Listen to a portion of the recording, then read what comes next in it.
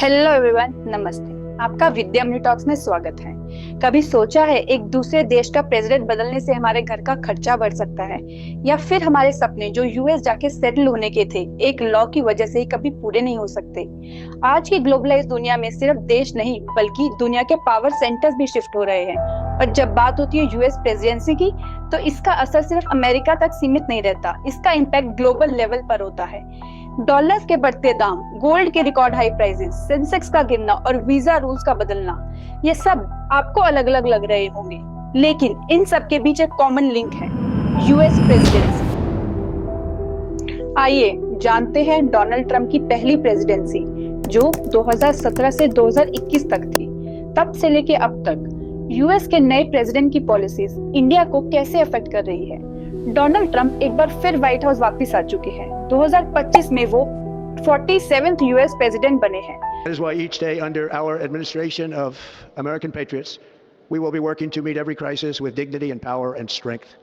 We will move with purpose and speed to bring back hope, prosperity, safety, and peace for citizens of every race, religion, color, and creed. For American citizens, January 20th, 2025 is Liberation Day. तो आज हम बात करेंगे कि Trump के वापस आने से इंडिया की इकोनॉमी, जियोपॉलिटिक्स और आम आदमी की जिंदगी पर क्या असर पड़ रहे हैं और आगे क्या होगा। और वीडियो के एंड में हम ये एनालाइज करेंगे ये इंडिया के लिए अच्छी खबर है या बुरी। 2017 में जब डोनाल्ड ट्रंप यूएस के 45th प्रेसिडेंट बने, उनका मेन एजेंडा था मेक अमेरिका ग्रेट अगेन। इसका सीधा मतलब ये था कि अमेरिका अपनी इकोनॉमी और जॉब्स को सबसे पहले रखेगा। इस वजह से इमिग्रेशन रूल्स और ज्यादा स्ट्रिक्ट हो गए। H1B और L1 वीजा पर नए रिस्ट्रिक्शंस आए, जिससे इंडियन आईटी प्रोफेशंस के लिए यूएस में काम करना मुश्किल हो गया। H1B वीजा एक नॉन इमिग्रेशन वर्क वीजा होता है जो यूएस कंपनीज को foreign skilled workers, specially IT और टेक प्रोफेशनल्स हायर करने के लिए परमिशन देता है। ये वीजा बहुत सारे इंडियन सॉफ्टवेयर इंजीनियर्स और आईटी प्रोफेशनल्स के लिए एक इम्पोर्टेंट रूट है। दूसरी तरफ L1 वीजा अनएम्प्लॉयज के लिए होता है जो किसी मल्टीनेशनल कंपनी की एक ब्रांच से दूसरी ब्रांच ट्रांसफर हो रहे होते हैं, यूजुअली जैसे इंडिया से यूएस। ट्रंप एडमिनिस्ट्रेशन ने H1B और L1 वीजा पॉलिसीज को टाइटन कर दिया। वीजा अप्रूवल्स की रिक्वायरमेंट बढ़ा दी गई, डिनायल इंक्रीज हो गए और वीजा प्रोसेसिंग डिले होने लगे। सिलिकॉन वैली जाने का सपना देखने वाले कई लोगों के वीजा एप्लीकेशंस रिजेक्ट होने लगे या डिले होने लगे। एक पॉलिसी जो सिर्फ यूएस के लिए थी, उसका असर डायरेक्टली इंडिया के प्रोफेशनल्स और स्टूडेंट्स पर पड़ा। 2018-19 के दौरान जब ट्रंप प्रेसिडेंट थे, उस टाइम यूएस और चाइना के बीच ट्रेड वॉर छिड़ी थी, लेकिन इसका इफेक्ट इंडिया पर भी पड़ा। यूएस ने इंडियन एक्सपोर्ट, स्पेशली स्टील और एल्यूमिनियम पर नए टैरिफ्स लगाने शुरू किए, जिससे इंडियन कंपनीज के प्रोडक्ट यूएस मार्केट में महंगे हो गए। टैरिफ्स की वजह से इंडियन एक्सपोर्टर्स को नुकसान हुआ, जो पहले यूएस को इजीली सप्लाई करते थे। ये प्राइस हाइक इंडियन इकोनॉमी को इम्पैक्ट करने लगा, जिसका इनडायरेक्ट असर आम आदमी तक पहुंचा। सामान महंगे होने लगे, लेकिन हर चीज बुरी नहीं थी। ट्रंप एडमिनिस्ट्रेशन के टाइम पर इंडिया यूएस डिफेंस रिलेशंस और स्ट्रॉन्ग हुए। 2018 में इंडिया ने यूएस से अपाचे और चिनॉक हेलीकॉप्टर्स खरीदे, जो आज भी इंडिया की सिक्योरिटी स्ट्रैटेजी का एक बड़ा हिस्सा है। 2019 में यूएस ने ओपनली चाइना के एग्रेशन के खिलाफ इंडिया का सपोर्ट किया, जिसका इंडिया को जियोपॉलिटिकल टेंशन में मजबूती मिली। ये डिफेंस डील्स और डिप्लोमेटिक सपोर्ट ने इंडिया यूएस स्ट्रैटेजिक पार्टनरशिप को और भी मजबूत बनाया। ट्रंप के 4 साल ने एक चीज तो क्लियर कर दी, अगर यूएस में कोई बड़ा पॉलिसी शिफ्ट होता है तो उसका असर सिर्फ अमेरिका तक सीमित नहीं रहेगा, बल्कि ग्लोबल लेवल पर इम्पैक्ट करेगा। डोनाल्ड ट्रंप का 47th प्रेसिडेंट के रूप में वापस आना सिर्फ अमेरिका के लिए नहीं, बल्कि पूरी दुनिया के लिए एक मेजर जियोपॉलिटिकल शिफ्ट है। 20 जनवरी 2025 को उन्होंने दूसरी बार प्रेसिडेंट की शपथ ली, और तब से लेकर उनकी पॉलिसीज और भी एग्रेसिव हो चुकी है। सिर्फ यही नहीं, ग्लोबल ट्रेड और इकोनॉमिक रिलेशंस भी ट्रंप की टफ पॉलिसीज का इम्पैक्ट महसूस कर रहे हैं। क्या इंडिया इस नए इकोनॉमिक लैंडस्केप में अपनी ग्रोथ सस्टेन कर पाएगा? तो चलिए समझते हैं दुनिया में क्या हंगामा मचा हुआ है और किस तरह नए नए डिसीजन इंडियन इकोनॉमी और ग्लोबल जियोपॉलिटिक्स को इम्पैक्ट कर रहा है। देखते हैं ट्रंप 2.0 का असली इम्पैक्ट। पहले भी उनका एजेंडा अमेरिका फर्स्ट था, जिसका सीधा मतलब होता है अमेरिकन जॉब्स पहले। लेकिन इस बार ये और ज्यादा क्लियर दिख रहे हैं और इसी वजह से H1B और L1 वीजा के रूल्स और टफ कर दिए गए हैं। नए वीजा रेगुलेशंस के तहत extra documentation, high salary threshold और स्ट्रिक्ट एलिजिबिलिटी क्राइटेरिया लागू कर दिए गए हैं। पहले जो लोग यूएस कंपनीज के थ्रू इजिली स्पॉन्सर हो जाते थे, अब उनके लिए प्रोसेसिंग टाइम्स बढ़ा दिया गया है और रिजेक्शन रेट्स और भी हाई हो गया है। पहले ही वीजा अप्रूवल्स एक लॉन्ग प्रोसेस बन चुका था, लेकिन अब अनसर्टेनिटी और बढ़ गई है। इंडियन एस्पिरेंट्स के लिए यूएस जाना और मुश्किल हो सकता है। अब बचपन से ही रिस्ट्रिक्शन। एक और हिस्टोरिक चेंज जो ट्रम्प एडमिनिस्ट्रेशन ने प्रपोज किया है वो है बर्थ राइट सिटीजनशिप का कैंसिलेशन। आज तक अगर किसी इंडियन कपल का बच्चा यूएस में पैदा होता था तो उसे ऑटोमेटिकली यूएस सिटीजनशिप मिल जाती थी, लेकिन ट्रम्प के नए रूल के मुताबिक अगर पेरेंट्स यूएस के सिटीजन नहीं हैं तो बच्चा भी सिटीजन नहीं बनेगा। ये भारतीय लोगों के लिए एक मेजर शिफ्ट है जो यूएस में सेटल्ड है और अपना फ्यूचर जनरेशंस के लिए अमेरिकन सिटीजनशिप सिक्योर करना चाहते हैं। इंटरनेशनल स्टूडेंट्स और वर्कर्स की फैमिली भी इम्पैक्ट होगी जो लॉन्ग टर्म सेटलमेंट के लिए यूएस जाते थे। ये चेंज यूएस में इंडियन ओरिजिन पॉपुलेशन ग्रोथ को भी अफेक्ट करेगा और सोशल मोबिलिटी पे भी असर डालेगा। लेकिन अब तक ये प्रपोजल इम्प्लीमेंट नहीं हुआ है और इसको कॉन्स्टिट्यूशनल अमेंडमेंट के बिना लागू करना मुश्किल है। अब सवाल ये है कि अगर स्किल्ड इंडियन प्रोफेशंस को यूएस में अपॉर्चुनिटीज मिलनी मुश्किल हो गई है तो इसका अमेरिकन इकोनॉमी और इंडिया के टैलेंट पूल पे क्या असर पड़ेगा? क्या अमेरिका सिर्फ अपने लोगों के साथ आईटी और टेक इंडस्ट्री चला पाएगा? मिस्टर ट्रम्प जी चाहे जितनी भी रिस्ट्रिक्शंस लगा ले, सच ये है कि यूएस की कंपनीज को स्टिल हाईली स्किल्ड प्रोफेशनल्स चाहिए। इंडियन आईटी और हेल्थ केयर प्रोफेशंस की यूएस में डिमांड कभी कम नहीं होगी, लेकिन अगर स्किल्ड लेबर को यूएस एंट्री नहीं मिलेगी तो कंपनीज या तो जॉब्स ऑफशोर करेगी या फिर और एक्सपेंसिव वर्कफोर्स हायर करनी पड़ेगी। टेक जायंट्स जैसे गूगल, माइक्रोसॉफ्ट और अमेज़न के लिए ये एक बड़ा चैलेंज हो सकता है। ये सब दिखाता है कि यूएस की इमिग्रेशन पॉलिसीज का ग्लोबल टैलेंट और इकोनॉमी पर क्या असर पड़ेगा।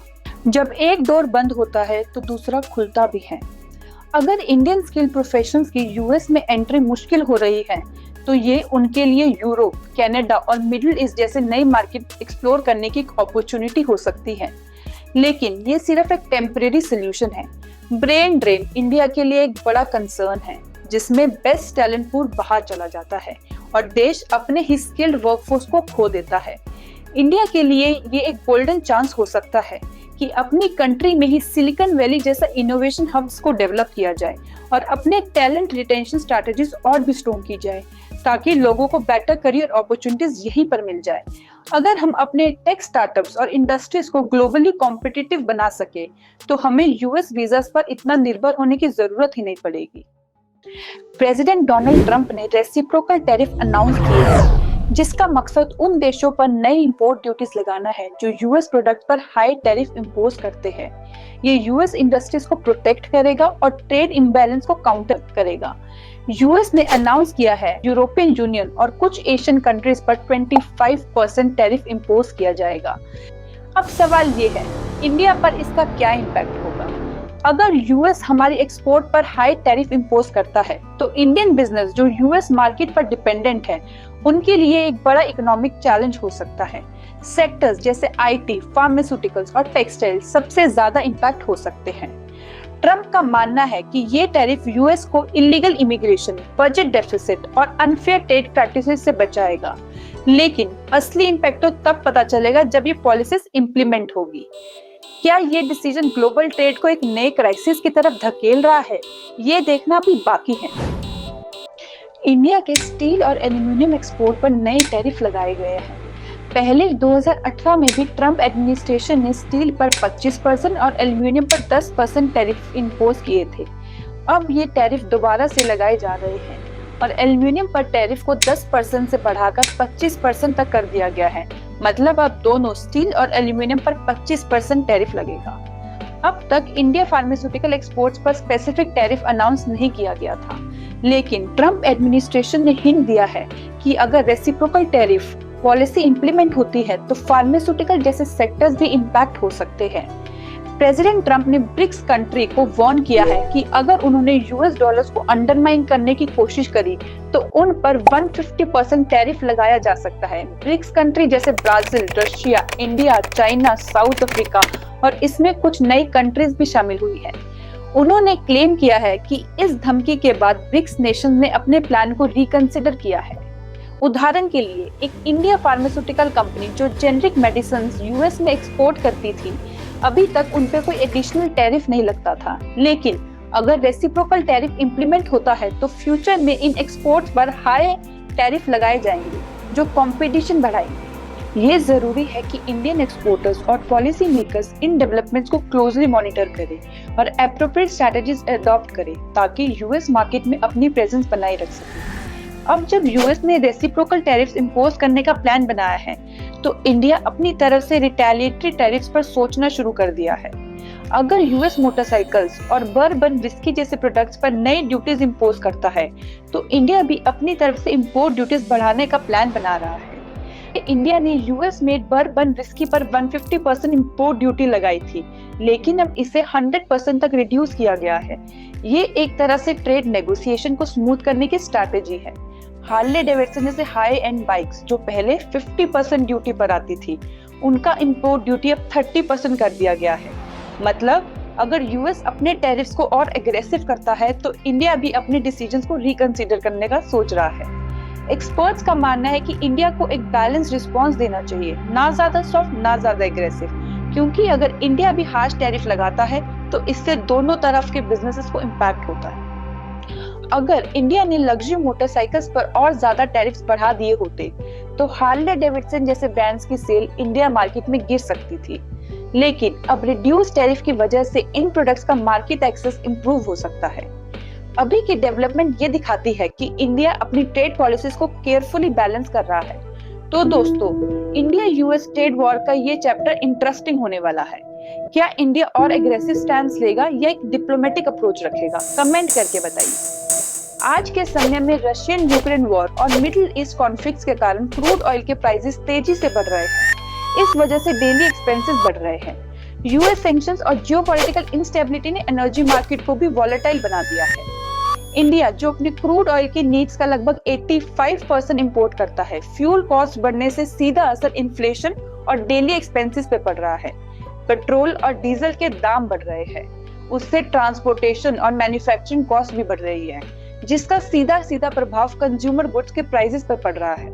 यूक्रेन रशिया स्थिति और यूएस के नए टैरिफ्स के कारण ऑयल मार्केट में अनसर्टेनिटी बनी हुई है। इसलिए ग्लोबल टेंशन और ऑयल प्राइस की ये स्थिति इंडिया जैसे ऑयल इंपोर्टिंग देशों के लिए एक चुनौती बनी हुई है, जिसका सीधा असर देश की अर्थव्यवस्था और लोगों के जीवन पर पड़ रहा है। ऑयल प्राइस वॉलेटिलिटी को देखते हुए इंडिया अपनी एनर्जी सिक्योरिटी को डाइवर्सिफाई कर रहा है। रिन्यूएबल एनर्जी जैसे सोलर और विंड पावर पर ध्यान दिया जा रहा है, इस पर इन्वेस्टमेंट हो रही है, जिससे long term dependency on imported oil कम हो सके। इंडिया सरकार ने रिन्यूएबल एनर्जी को बढ़ावा देने के लिए पॉलिसीज और इनिशिएटिव्स को इम्प्लीमेंट किया है, जिससे एनर्जी सिक्योरिटी बढ़े और इंपोर्ट डिपेंडेंसी कम हो। प्राइवेट कंपनीज भी रिन्यूएबल एनर्जी पर फोकस कर रही है और बहुत ही एक्टिवली इन्वॉल्व्ड है, ताकि क्लीन एनर्जी ट्रांजिशन को और तेजी मिले। इंडिया गवर्नमेंट ने नए सोलर एनर्जी प्रोजेक्ट्स में इन्वेस्टमेंट को बूस्ट किया है, जिससे इलेक्ट्रिसिटी कॉस्ट को कंट्रोल किया जा सके। इन एफर्ट्स के माध्यम से इंडिया अपनी एनर्जी सिक्योरिटी को मजबूत करते हुए एक सस्टेनेबल और सेल्फ रिलायंट फ्यूचर की ओर बढ़ रहा है। डी-डॉलराइजेशन का मतलब है इंटरनेशनल ट्रेड और रिजर्व्स में यूएस डॉलर का कम इस्तेमाल। ब्रिक्स कंट्री एक नए करेंसी अरेंजमेंट पर काम कर रहे हैं, जिससे उनकी इकोनॉमिक इंडिपेंडेंस बढ़े। अब तक 20 से ज्यादा देश जैसे अर्जेंटीना, इजिप्ट, ईरान और बांग्लादेश ब्रिक्स का हिस्सा बनने की कोशिश कर रहे हैं। ये नए ट्रेड और इन्वेस्टमेंट फ्रेमवर्क में मजबूती ला रहे हैं। इंडिया एक्टिवली ब्रिक्स इनिशिएटिव में पार्टिसिपेट कर रहा है और अपनी फॉरेन ट्रेड में डॉलर डिपेंडेंसी को कम कर रहा है, ताकि नए फाइनेंशियल मैकेनिज्म्स को डेवलप कर सके। उदाहरण के लिए, अगर इंडिया और रशिया अपनी ट्रेड में यूएस डॉलर की जगह रुपी या रूबल का इस्तेमाल करते हैं, तो दोनों देश डॉलर की फ्लक्चुएशन से सेफ रहेंगे और इससे यूएस की फाइनेंशियल इन्फ्लुएंस कम हो जाएगी। जब ग्लोबल इकोनॉमिक अनस्टेबल होती है तो लोग अपनी इन्वेस्टमेंट को सिक्योर करने के लिए गोल्ड का रुख करते हैं। हाई इन्फ्लेशन और इकोनॉमिक अनसर्टेनिटी की वजह से गोल्ड की डिमांड और प्राइस दोनों बढ़ रहे हैं। मार्च 2025 की शुरुआत में ही रुपये वीक होने की वजह से गोल्ड के प्राइसेस रिकॉर्ड लेवल पर पहुंच चुके हैं। 10 ग्राम 22 कैरेट का गोल्ड। ये बढ़ती हुई इन्फ्लेशन और ग्लोबल इकोनॉमिक स्लोडाउन का डायरेक्ट इम्पैक्ट है। इसको आप समझते हैं कि कैसे। इंडिया अपनी ज्यादातर गोल्ड इंपोर्ट करता है और ये इंपोर्ट यूएसडी में होता है, मतलब इंडिया को गोल्ड खरीदने के लिए डॉलर्स पे करने पड़ते हैं। अगर इंडियन रुपये डेप्रिशिएट होता है तो इंडिया को ज्यादा रुपये देने पड़ते हैं सेम अमाउंट के गोल्ड लेने के लिए। एग्जाम्पल लो, अगर पहले एक यूएसडी 80 रुपए का था और अब डेप्रिशिएट होके एक यूएसडी 85 का हो गया है, तो अगर इंडिया को 1000 यूएसडी का गोल्ड खरीदना है तो पहले 80,000 लगता था और अब 85,000 लगेगा। अगर ज्यादा कंट्रीज डी डॉलराइजेशन को अडॉप्ट करती है तो यूएस डॉलर की डोमिनेंस ग्रेजुअली कम हो सकती है। इंडिया के लिए ये नए ट्रेड और फाइनेंशियल मैकेनिज्म्स क्रिएट करने का एक मौका हो सकता है। यूएस फेडरल रिजर्व के हाई इंटरेस्ट रेट के चलते फॉरेन इंस्टीट्यूशनल इन्वेस्टर्स इंडिया से अपना पैसा निकाल रहे हैं। इस वजह से सेंसेक्स और निफ्टी में वॉलेटिलिटी देखने को मिल रही। 2025 में इंडियन स्टॉक मार्केट ने अपना वर्स्ट परफॉर्मेंस दिखाया, जहां एनएससी निफ्टी 50 ने लगातार 5 महीने तक गिरावट झेली, जो 1996 के बाद से सबसे लंबा लूजिंग स्ट्रीक है। ये सिचुएशन फॉरेन कैपिटल आउटफ्लो और ग्लोबल इकोनॉमिक स्लोडाउन के चलते और ज्यादा क्रिटिकल हो गई है। रशिया यूक्रेन वॉर और यूएस चाइना टेंशंस ने इन्वेस्टर्स को नर्वस कर दिया है, जिस वजह से मार्केट में पैनिक सेलिंग हो रही है। जब भी ग्लोबल टेंशन बढ़ती है, इन्वेस्टर्स सेफ एसेट जैसे गोल्ड और बॉन्ड की तरफ शिफ्ट हो जाते हैं और स्टॉक मार्केट गिरता है। इंडिया का स्टॉक मार्केट भी इसी प्रेशर का शिकार है, जिसमें इन्वेस्टर्स अब सेफ इन्वेस्टमेंट प्रेफर कर रहे हैं। एक्सपर्ट्स का कहना है कि इंडिया में इन्फ्लेशन कंट्रोल और डोमेस्टिक ग्रोथ मोमेंटम से ही मार्केट स्टेबिलिटी आएगी। इससे हम समझते हैं कि इंडियन फाइनेंशियल मार्केट इस वक्त इकोनॉमिक फैक्टर, जो कि ग्लोबल एंड डोमेस्टिक दोनों है, इसकी वजह से हाई वॉलेटिलिटी फेस कर रहे हैं। गोल्ड एक स्ट्रॉन्ग सेफ एसेट बन चुका है, जबकि स्टॉक मार्केट ग्लोबल कंडीशन के चलते प्रेशर में है। इन्वेस्टर्स को अब स्मार्ट डाइवर्सिफिकेशन करनी होगी ताकि रिस्क को मैनेज किया जा सके। यूएस अपनी स्ट्रैटेजिक इंटरेस्ट को ध्यान में रखते हुए इंडिया के साथ अपने टाइज रीडिफाइन कर रहा है, लेकिन दूसरी तरफ चाइना और रशिया भी अपने इन्फ्लुएंस बढ़ाने की कोशिश कर रहा है। ये जियोपॉलिटिकल गेम इतनी सिंपल नहीं है। इंडिया के लिए एक डेलिकेट बैलेंस मेंटेन करना जरूरी है ताकि सॉवरेनिटी भी मेंटेन रहे और डिप्लोमेटिक एडवांटेज भी मिल सके। एक तरफ इंडिया क्वाड जैसे यूएस लीड ग्रुप का हिस्सा है, तो दूसरी तरफ ब्रिक्स और एससीओ जैसे चाइना रशिया डोमिनेंट ग्रुप्स में भी एक्टिव है। ये balancing act long term foreign policy के लिए क्रूशियल है। यूएस का यूक्रेन को मिलिट्री एड देना, मिडिल ईस्ट में अपनी एनर्जी पॉलिसीज को टाइटन करना और नए डिफेंस डील्स को साइन करना, ये सब इनडायरेक्टली इंडिया के लिए भी इम्प्लीकेशंस क्रिएट करता है।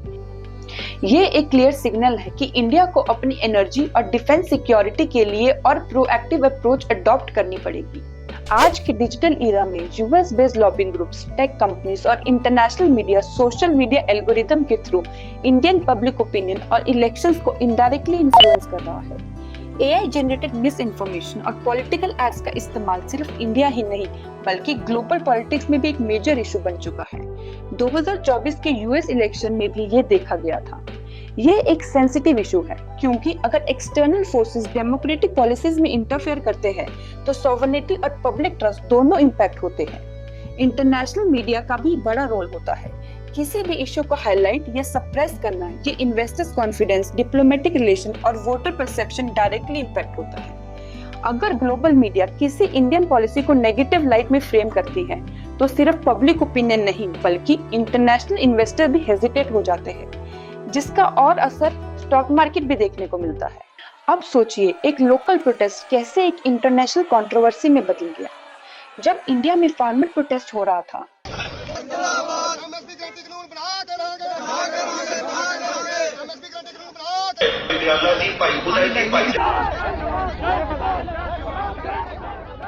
तब कनाडा और कुछ वेस्टर्न नेशन ने ओपनली स्टेटमेंट दिया। ग्लोबल मीडिया ने भी इसको अग्रेसिवली कवर किया, जिसका सिर्फ सरकार और प्रोटेस्टर्स के बीच टेंशन नहीं बढ़ी बल्कि प्रोटेस्टर्स और भी भड़क गए। एक ऐसा मुद्दा जो नेशनल लेवल पर सॉल्व हो सकता था, उसको ग्लोबल पॉलिटिकल गेम का हिस्सा बना दिया गया। तो ये सिर्फ एक प्रोटेस्ट था या फिर एक केयरफुली क्राफ्टेड मीडिया नैरेटिव? अब एक और बड़ी कंट्रोवर्सी सामने आई है। डोनाल्ड ट्रंप ने ये सीरियस एलिगेशन लगाया है कि यूएस एड ने इंडिया में वोटर टर्नअराउंड बढ़ाने के लिए $21 मिलियन एलोकेट किया है। यूएस एड एक अमेरिकन गवर्नमेंट एजेंसी है जो डेवलपिंग कंट्रीज में फाइनेंशियल एड प्रोवाइड करती है। ये पैसा development projects, health initiative, education और डेमोक्रेसी स्ट्रेंथनिंग एफर्ट्स के लिए दिया जाता है। उनका कहना है कि ये फंड्स इंडियन इलेक्शंस में एक्सटर्नल इंटरफेरेंस का एक एग्जाम्पल है। अगर ये एलिगेशन सच होते हैं तो इसका इंडियन डेमोक्रेसी और फॉरेन रिलेशंस पर बड़ा इम्पैक्ट हो सकता है। जैसे ट्रस्ट इश्यू क्रिएट हो सकते हैं। इंडियन पॉलिटिकल पार्टीज और वोटर्स में ये डाउट क्रिएट हो सकता है कि एक्सटर्नल फोर्सेस इलेक्शन आउटकम को इन्फ्लुएंस कर रही थी। डिप्लोमेटिक टेंशन बढ़ सकती है। इंडिया और यूएस के बीच ट्रस्ट इश्यूज क्रिएट हो सकते हैं जो लॉन्ग टर्म स्ट्रेटेजिक पार्टनरशिप को अफेक्ट कर सकती है। डोमेस्टिक पॉलिटिकल कंट्रोवर्सीज हो सकती हैं। ऑपोजिशन पार्टीज इस इशू को पॉलिटिकल डिबेट में ला सकती हैं, जिसमें ट्रांसपेरेंसी और फॉरेन फंडिंग रेगुलेशंस पर सवाल उठाया जा सकता है।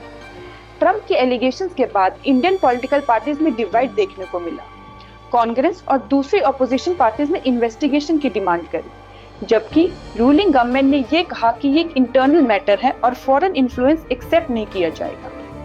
तो दोस्तों, अब तक हमने बहुत सारी चीजें डिस्कस करी। Global economic shift, US policies, India में उनका इम्पैक्ट और आने वाले टाइम में हम क्या एक्सपेक्ट कर सकते हैं। लेकिन एक बड़ा सवाल अभी भी है, क्या ये सब इंडिया के लिए अच्छा है या बुरा? इसका कुछ इंडिया पर पॉजिटिव इम्पैक्ट है, जैसे नए ग्लोबल अलायंस और डिफेंस पार्टनरशिप में इंडिया की ग्लोबल स्टैंडिंग और इन्फ्लुएंस डेफिनेटली बढ़ रहे हैं।